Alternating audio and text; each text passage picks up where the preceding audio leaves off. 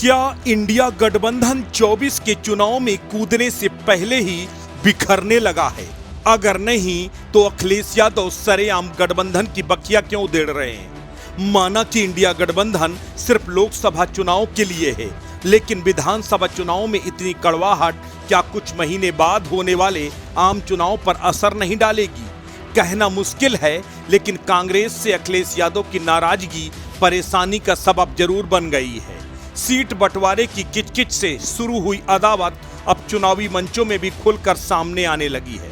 दरअसल अखिलेश यादव मध्य प्रदेश के टीकमगढ़ में एक रैली को संबोधित करने पहुंचे तो उन्होंने मंच से ही कांग्रेस को चालू और धोखेबाज पार्टी करार दिया।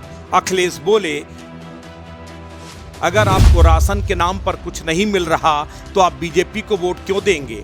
कांग्रेस को वोट भी न दें। बहुत चालू पार्टी है कांग्रेस, इनसे सावधान रहने की जरूरत है। अगर कांग्रेस हमें धोखा दे सकती है तो आपके साथ क्या नहीं कर सकती? कांग्रेस को भी वोट मत देना।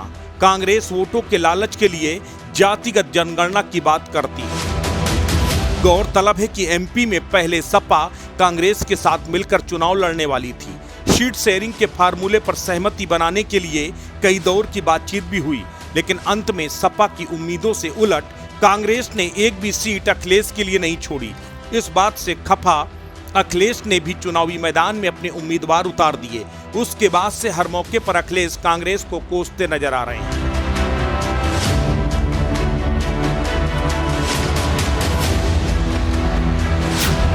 हालांकि कांग्रेस और सपा के बीच होती इस सियासी खटपट को लोग इंडिया गठबंधन में दरार के तौर पर भी देख रहे हैं। सवाल यह है कि अगर 24 से पहले इंडिया गठबंधन के साथी आपस में भिड़ेंगे तो बीजेपी से कैसे लड़ेंगे? क्या बीजेपी अपने साथियों के साथ लोकसभा की फाइट के लिए पूरी तरह से तैयार नजर आ रही है, लेकिन इंडिया गठबंधन में हर कोई साथ होकर भी एकला चलो की रणनीति पर काम कर रहा है। यूपी का ही उदाहरण ले लीजिए। यहां कांग्रेस अध्यक्ष अजय राय कहते हैं, हम 80 सीटों पर चुनाव लड़ने की तैयारी कर रहे हैं, तो सपा भी सभी सीटों पर चुनावी तैयारी की बात खुलेआम कह देती है। ऐसे में गठबंधन धर्म कहां है? आपसी सामंजस्य के बिना दोनों दल के नेता सार्वजनिक तौर पर ऐसे बयान क्यों दे रहे हैं, समझ से परे है। इसी तरह ममता के साथ बंगाल में वाम दल और कांग्रेस की खींचतान भी किसी से छिपी नहीं है। आने वाले वक्त में इसी तरह की तल्खी और राज्यों में भी देखने को मिले तो बड़ी बात नहीं होगी, क्योंकि हर सियासी दल ज्यादा से ज्यादा सीटों पर चुनाव लड़ने की ख्वाहिश रखता है।